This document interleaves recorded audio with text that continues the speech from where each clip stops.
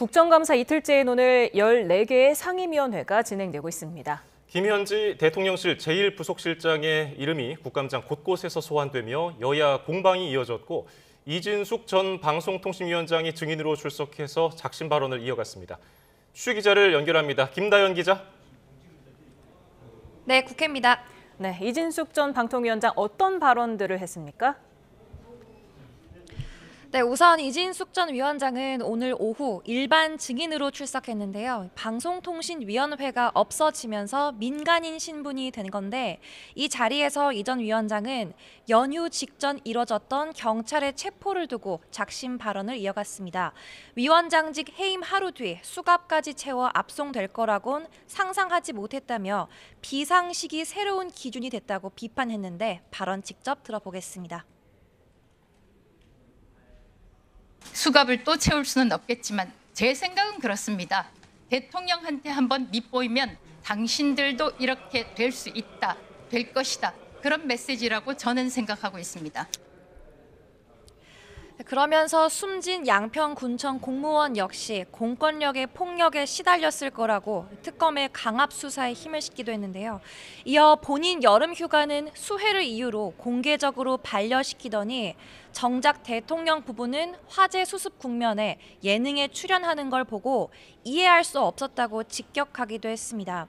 애초 야당은 이 전 위원장의 입을 빌려서 이재명 정부의 방송 장악을, 여당은 방통위 폐지 정당성을 주장하며 팽팽한 공방을 이어갈 전망이었지만 욕설 문자가 뜻밖의 화두가 됐습니다.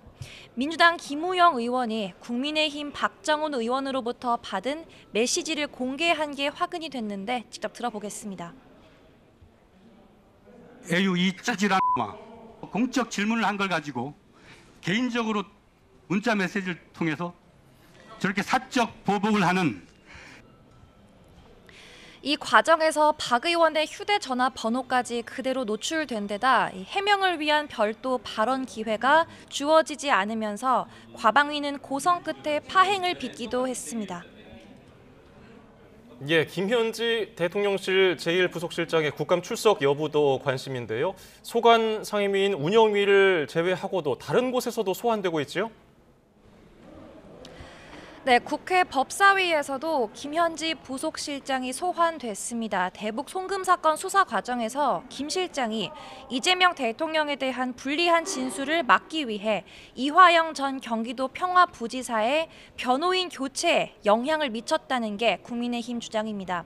이에 이 전 부지사는 기존 변호인이 검찰을 돕는 행태를 보여서 자신과 사이가 좋지 않았다며 의혹을 정면 반박했는데 발언 이어서 듣고 오겠습니다. 설주한 변호사가 갑자기 조사를 하려고 하는데 안 나타나서 증인이 연락을 했더니 김현지로부터 질책을 당했고 그 결과 질책 당했기 때문에 난 나올 수 없다. 전혀 사실이 아닙니다. 검찰을 돕는 행태를 계속 보여가지고 저하고 계속 논쟁을 하고 설전을 했었습니다. 하입하겠다는 얘기도 하지 않고 갑자기 사라져서 나타나지 않았습니다.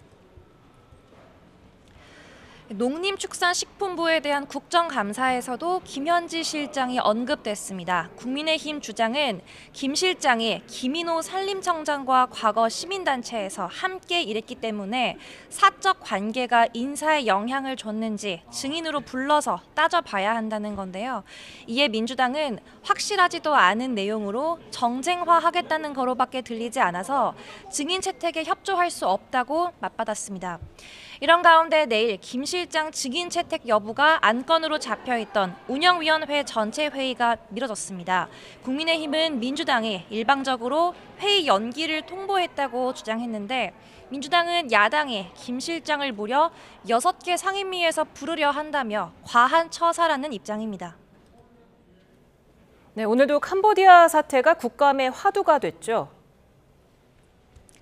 네, 오늘은 행정안전부 국정감사에서 캄보디아 사태를 두고 질의가 이뤄졌습니다. 민주당은 캄보디아에서 발생한 한국인 납치 감금 사건은 1년 새 10배가 늘었고 올해 상반기에만 213건으로 집계됐다라고 밝혔는데요. 지난 윤석열 정부 당시 캄보디아 주재관 증언 요청이 받아들여지지 않은 점도 문제 삼았습니다. 이에 윤호중 장관은 주재관 증언 요청에 적극적으로 응하겠다고 답하며 여당의 지적에 힘을 실었습니다. 오늘 아침 국감대책회의에서도 여야는 캄보디아 사태를 두고 전현 정부 책임론을 내세웠습니다.